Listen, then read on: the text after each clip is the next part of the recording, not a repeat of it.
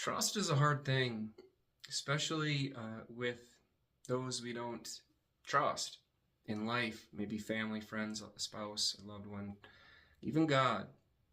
And in life, we can either be our own master and try to plow our own way, build our own mansions and kingdoms, whether through our great wealth or influence, power, whatnot.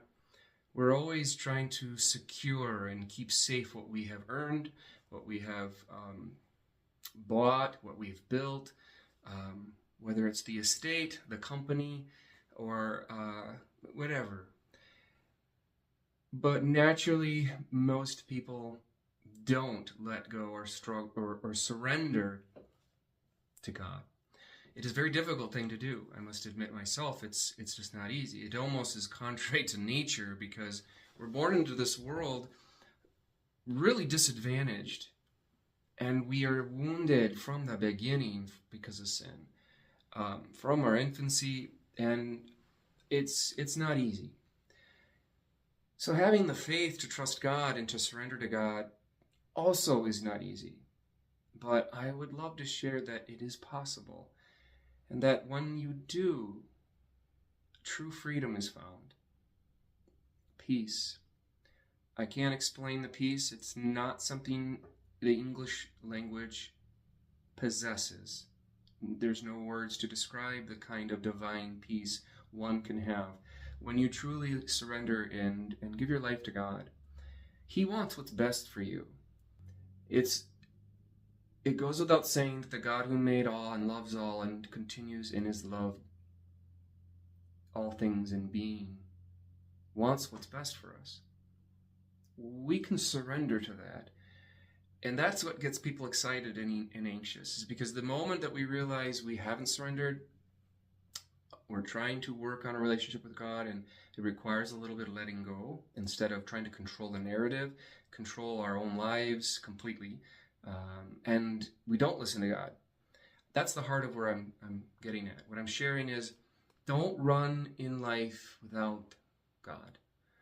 You're never going to be happy. I have not yet met anyone in my life, in all the thousands of people that I have ministered to, that were truly happy without God.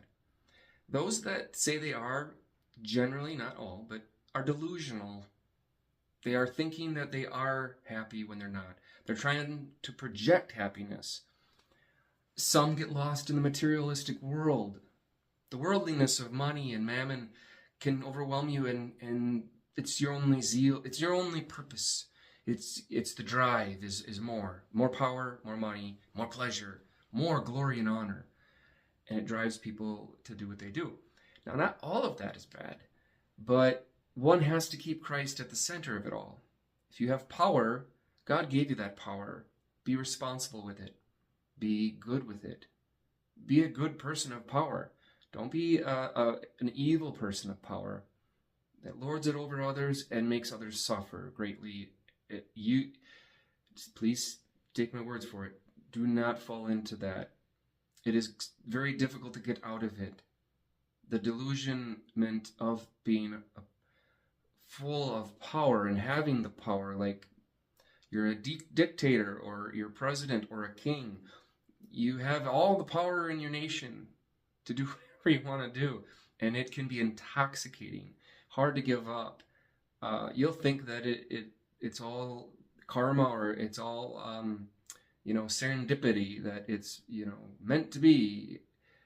Well, who knows? But you're going to have to answer to God.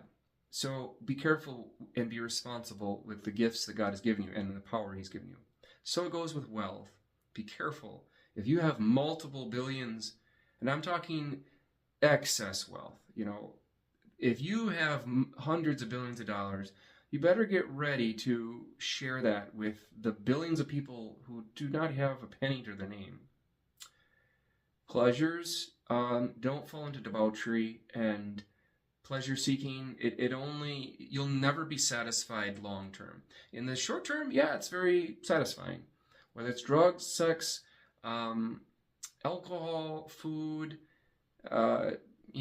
whatever you're smoking. But pleasures generally associated with the flesh are very fleeting, and you'll be chasing, in the end, nothing but fleeting daily pleasures. In the long run, you'll feel empty. Empty, like empty. And those I've helped in my life as a priest, ministered to, helping them understand that these things are not healthy, that they should be respected, and you have to be prudent, and most importantly, temperate. Temperate? Yes, temperate. Temper. Those appetites, they are not holy. They are, gluttony and lust are real things. You got to be careful about them. And last but not least, honor and glory. People love attention, especially certain persons in the world who seek it almost like an addiction. Very famous and powerful fame. In regards to fame, that's also intoxicating, and it can eat away at you. Are you really happy, or are you just driven by the success and the fame, and you forget others? You forget people who are in need. Now, I've seen great people, artists especially, famous people. You could look at Messi, for example, one of the most, I think it's Messi, famous football players, soccer players who are the most successful athletes. There's so many kids looking up to these figures, and $250 million contracts, and this one, I think it's Messi. He's very humble. I saw a video of him where he would trade the fame. He doesn't like the fame. He doesn't like the attention. But he's a successful athlete. It came natural for him. And, you can see the humility in this person who has all of these things. And he's unhappy. He even says he's unhappy about it. He wishes he wasn't so famous. That's a good mentality to have. That's what I'm trying to say. For those who have power, those who are really, have pleasures that you have access to pleasure, or lots of money, you have power, and for those who have the honor and the fame that goes with such abilities and talents, have a humble disposition. Take care of the poor as well. If you got all these gifts, just don't forget about them. Doesn't mean you have to get rid of everything. It just means don't forget the little guy. Don't forget the destitute and the people dying in the streets of Calcutta, Addis Ababa, those in Nigeria who are being martyred, those at the border, those in all over the world. There's so many people that live serious poverty. We shouldn't have any poverty. With all the billionaires in the world, man, we shouldn't have poverty at all. Everyone should have clean access to clean water and have a meal. End of story. So pray about those things. And be careful. Happiness is about surrendering it all to God, and then letting Him show you how to really use it with Him in mind. God is God. His mind is perfectly ordered to divine thinking. He knows what's best for you, and that's all you need to say. Ask Him what He wants to do with your life. Give Him permission to come into your heart and mind. Let the Holy Spirit overshadow you, transform you into a disciple of Christ. And if you do so, I guarantee you'll find and discover peace I cannot explain and happiness that only comes from God.